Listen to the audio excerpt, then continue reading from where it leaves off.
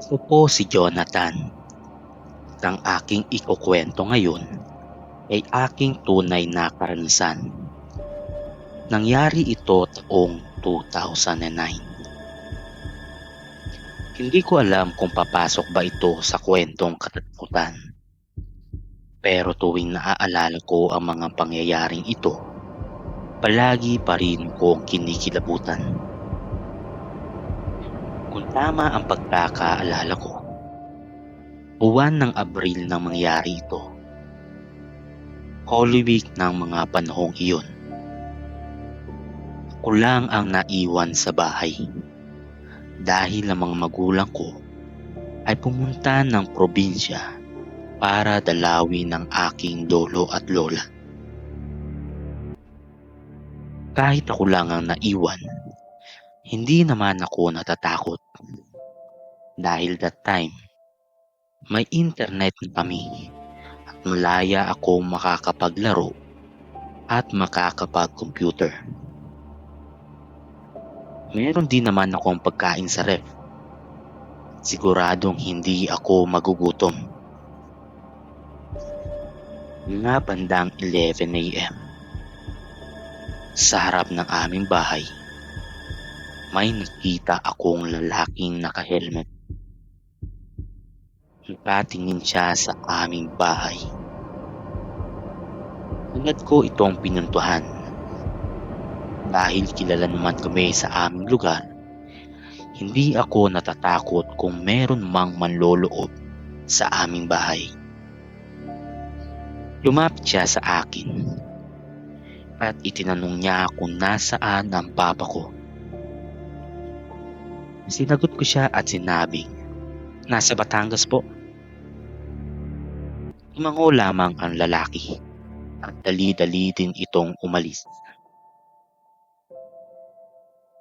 Dahil umalis agad ang lalaki, hindi ko na tinatanong kung kilala mo lang ba niya si Papa.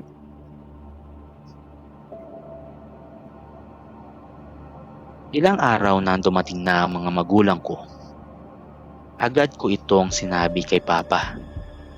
Pero ang sabi niya, wala naman daw siyang inaasahan na bisita. Nagalit pa ito sa akin dahil hindi ko man lang daw nahingi yung pangalan ng lalaki. Tandang-tanda ko ito dahil ako'y nag-grounded sa paglalaro ng computer ng 1 linggo. Hindi ko man lang daw kasi nahingi yung pangalan ng lalaki. Sinabi ko pa kung nasaan sila. Malay ba daw namin kung manloloob iyon o isang budol-budol. Fast forward taong 2022. Itagal na kaming umalis sa dati naming bahay.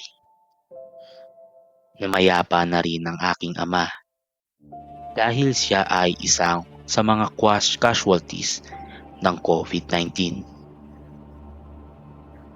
Ito lang nakaraang Holy Week, naisipan kong dumalaw sa puntod ng aking ama. Dahil malapit lang ang pinaglibingan ni Papa sa dati naming bahay, naisipan kong dumaan muna dito. Pagkagaling kay Papa, pumunta ako sa village namin para tingnan yung dati naming bahay. Bala ko sanang mag-video o picturean lamang ito. Dahil ayokong makilala dun, kaya naka-helmet ako. At hanggat maaari, ayokong bumaba sa motor. Maganda pa rin naman yung bahay. Maayos at may ilang nagbago, gaya ng pagkakaroon nito ng second floor. Di ko napansin na nawili na pala ako sa pagkuha ng larawan. Sa pintuan ng bahay, may napansin na kong bata. Nakatingin siya sa akin. At sa takot ko na mapagkamalang masamang loob, lumapit ako sa kanya. Kinausap ko siya at tinanong, "Bata, nasaan ang papa mo?" Mabuti na lang at wala. Agad na rin akong umalis para hindi na matanong pa. Habang papauwi ako, naalala ko yung pangyayari noong taong 2009. May lalaki ring nagtanong sa akin kung nasaan si Papa. Same time, same place, at ilang taong pagitan lamang. Hindi na ako bumalik doon. At hanggang ngayon, kinikilabutan pa rin ako. Hindi kaya isa yung glitch? Or pwedeng aksidente lang? Pero tugmang-tugma yung pagkakatanong ko sa tanong ng lalaki noon.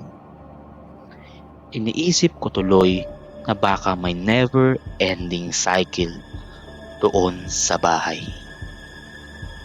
Kayo, ano sa tingin nyo?